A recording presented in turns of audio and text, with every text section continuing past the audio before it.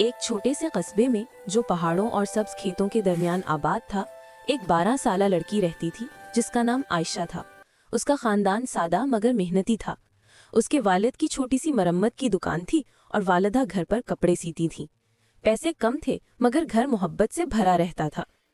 हर सुबह स्कूल जाते हुए आयशा अपने अब्बू के लिए नाश्ता लेकर दुकान पर जाती थी। एक सर्द सुबह जब वो दुकान की तरफ जा रही थी, उसने रास्ते के किनारे एक बूढ़े आदमी को बैठे देखा। उसके कपड़े फटे हुए थे, हाथ सर्दी से कांप रहे थे और उसके जूते भी टूटे हुए थे।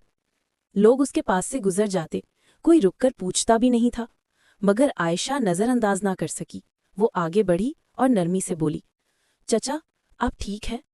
बूढ़े आदमी ने मध्यम सी मुस्कुराहट के साथ कहा, बेटा, कल से कुछ नहीं खाया, भूख लगी है। आयशा ने फौरन अपना लंच बॉक्स खोला और उसे दे दिया।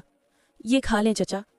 बूढ़ा आदमी आंखों में आंसू लिए बोला, अल्लाह खुश रखे बेटा, आज कोई नहीं रुका मेरे लिए।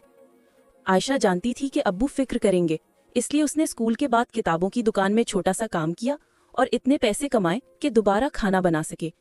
चंद दिनों तक आयशा रोज बूढ़े आदमी की मदद करती रही। कभी चाय लाती, कभी गरम मफलर, कभी सिर्फ उसके साथ बैठकर बातें करती।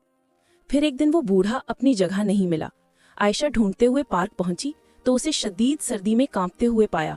उसकी हालत खराब हो चुकी थी। आयशा घर भागी और सारा हाल वालिद को बताया। उसके वालिद फौरन मोटरसाइकिल लेकर आए और बूढ़े आदमी को क्लिनिक लेकर गए।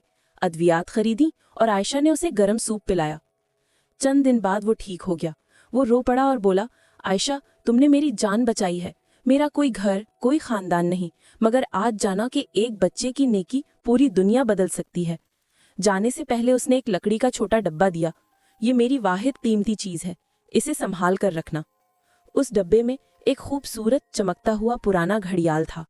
सालों बाद उसी घड़ियाल की बेहतरीन तस्वीर बनाकर आयशा ने स्कॉलरशिप हासिल की। उसने पढ़ाई मुकम्मल की और बूढ़े लोगों के लिए एक खैराती मरकज बना लिया। आयशा की एक छोटी सी नेकी ने न सिर्फ बूढ़े आदमी की जिंदगी बदल दी, बल्कि उसकी अपनी किस्मत भी बदल दी। उसकी एक मेहरबानी किसी की पूरी जिंदगी बदल सकती है।